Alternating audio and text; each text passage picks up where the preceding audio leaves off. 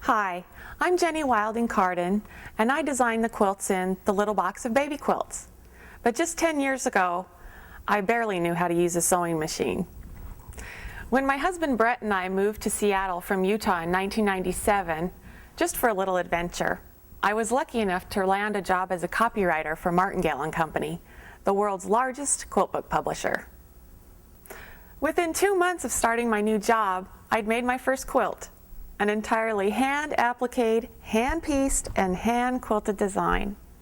I had no idea that within a year, I'd have a sewing machine, a fabric stash, and a little spot in our apartment just for quilting. After that first quilting experience, I was addicted. I learned everything I could about quilting from the books that Martingale published, and I learned a lot more from the quilters I worked with.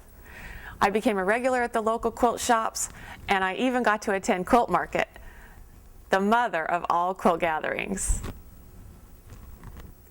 I dabbled in other crafts too, like knitting and scrapbooking and painting and decorating, but quilting was by far my favorite hobby.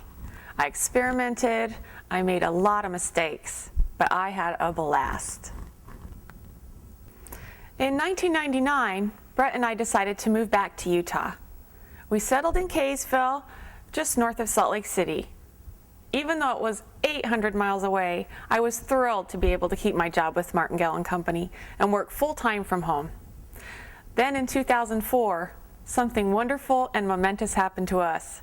We had a baby boy, and we named him Jack.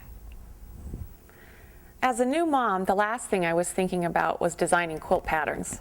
I was busy attending La Leche League meetings, reading up on infant nutrition, and contemplating my son's tiny toes as he slept. But through juggling a job and a household and a new baby, quilting was still calling to me. Baby quilts were the perfect outlet for my creative energy. I could sew and design, and I could include Jack in the fun. So I started taking Jack with me on my quilt shop adventures. Before he was even a year old, Jack would point and shout fabric and quilts whenever he saw them. He was a hit with the staff at the local quilt shop for sure. And I'm proud to say that my son even took his first 2 steps at a quilt shop. During my visits to quilt shops with Jack, I started paying attention to whatever caught his eye.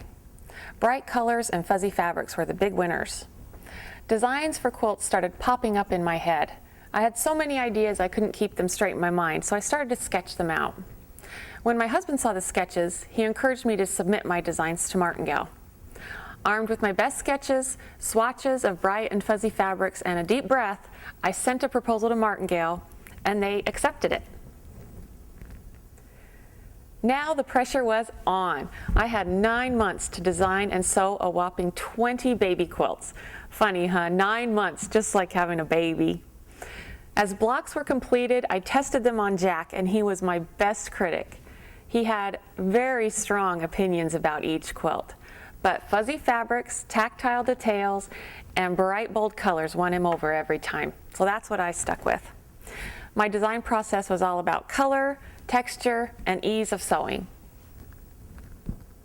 My son yells, "Piggies!" every time he sees this quilt. The floppy ears and fuzzy noses always make him want to snuggle up. I paired bright colors with frayed-edge hearts in this little quilt, which is great for beginners or for a quick project.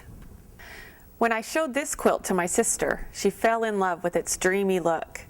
Now, the quilt is reserved for her baby girl on the way, due in June. I think this is my son's favorite quilt.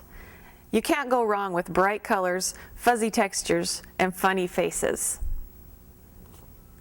This is a great project for new quilters. With frayed edges, you can wash it over and over again, and it just gets better and better. I found 5 different fuzzy fabrics to make a splash in this quilt, and you can easily change the mama to dada. Just change the M's into D's. This quilt showcases flannels at their best. The lofty look of the swirls is created by layering 3 circles, each in a different color. Quilts can't get much simpler than this. Cut strips, sew them together, and then iron on ABC and 1, 2, 3 appliques. I started teaching Jack his 1, 2, 3s with this quilt. This small pastel baby quilt is perfect for a newborn. I sewed the rickrack on both sides of the curves so it wouldn't curl up when washed. I went from flying geese to flying frogs in this funny design. Just choose a green fabric and then 3 of the brightest colors you can find. Right now, the movie Cars is my son's favorite flick. This fun quilt includes a track for racing little cars around the border. Sometimes designs come easy, and sometimes not so much. I drew 5 versions of this quilt, and I sewed 3. Luckily, it's now one of my favorite quilts in the whole bunch. Here's an alternative to pen marks on the wall, a growth chart quilt. Just write a child's growing milestones on the quilt with a permanent fabric pen. This quilt is a tribute to my wonderfully laid-back husband, who is a hippie at heart. I know that his relaxed approach to life will pass on to our son. Jack is now 2.5 years old, and he still gets excited about these quilts. Before he plays and snuggles with his favorite, the inch-by-inch caterpillar quilt, he always kisses a caterpillar face.